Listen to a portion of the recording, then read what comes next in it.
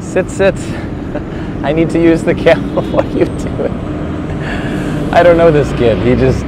I'm trying to film and he runs up and starts getting in my camera. What are you doing? I don't know what's going on. 15 days ago I landed in Manila. I planned on leaving in 2 days to travel north around the island, but I did not. I stayed the full 15 days in Manila. I think the people captured me, the environment. I think I was quite shocked, overwhelmed when I got here because this is so much different than it was for me back home. The poverty here, the homelessness, the buildings, everything is so much different here. And for some reason, I wanted to stay and check it out. Every single day, I walked the streets. On day one, I met up with someone I met through the couchsurfing website, and he invited me to help give back to the less fortunate, which is a lot of the city, but a specific spot in particular. I helped out by purchasing a lot of food for the day, rice for the day, and handing it out to a lot of families in need. It was a very rewarding yet humbling experience. A lot of these people don't eat all day long, and for them to get a bag of rice, they were quite happy. Every day after that, I literally started walking the streets. Every 10 steps you have everybody, every walks of life, men, women, children, especially the children would run up to you and beg you for money, coins, but I've never given money. I don't like that. If they're hungry, hand gestures, ask them if they're hungry. If they are, I'll walk them to the closest stall to purchase food for them. It was rewarding for me. It made them happy. And literally, I can tell you with 100% honesty, about 70% of every penny I've spent here in Manila has been on other people, mainly food, buying a lot of food for people. So I did that every day for the last 15 days. There was children I have an app on my phone. They were speaking their Tagalog, and I have obviously English only, and we converted text with each other. So I would say something into my phone, it would spit it out in their language, and then they would respond. They would hear it in their language, and then they respond, and then I would hear it in English.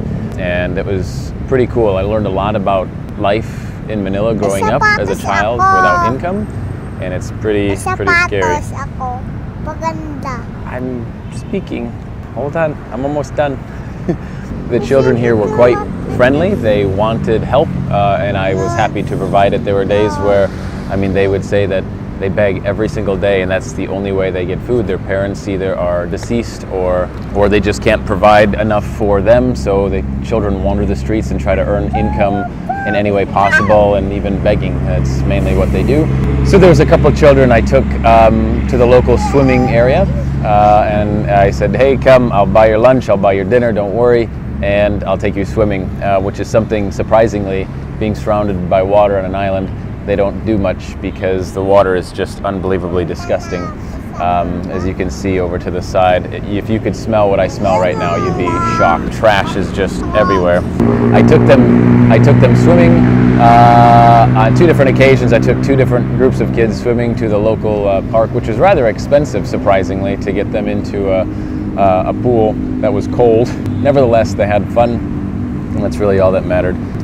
There was a homeless family that I met. A long story behind that, but the gist of it, I decided they were boiling chicken neck and rice, and I said, I'll be back tomorrow and I'll bring them something to eat, and I brought them all sorts of food for the evening. Just a homeless family that lives right behind me on the sidewalk, under the bush. It's just crazy, and that's just one family of tens of thousands. It's mind-blowing here. So my goal is not to really make this video doom and gloom and depressing. For those of you who are interested in Manila or the Philippines, I still encourage you to come. Don't say, homelessness makes me uncomfortable, begging makes me uncomfortable, I don't want to come. Do come. I think it's important for all of us to experience because it puts our own lives in perspective. I can say that when I go back to the USA and I have some child whining and complaining about their life and how rough they have it, I'm going to immediately put it in perspective for them because it's bullshit. They should not. People in the West have it damn good. Very, very good. So that's pretty much it. That's been my stay for the last 15 days. I'm very happy that I stayed. I'm very happy that I didn't go to the islands and go to the beach, because this has been a rewarding experience altogether. So if you are looking, oh, you okay? I told you to be careful, kid. Get up, get up, get up, get up. Oh my goodness. You're okay. Gotta be careful by the edge.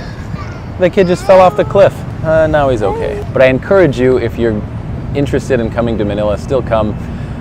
It's an amazing city. There's a lot of awesome people. So warm, so welcoming, even in some of the most dire conditions that they live in. They still have a heart to welcome you. That being said, I'll let you go. Thanks for watching. Remember, time is running out. Start living.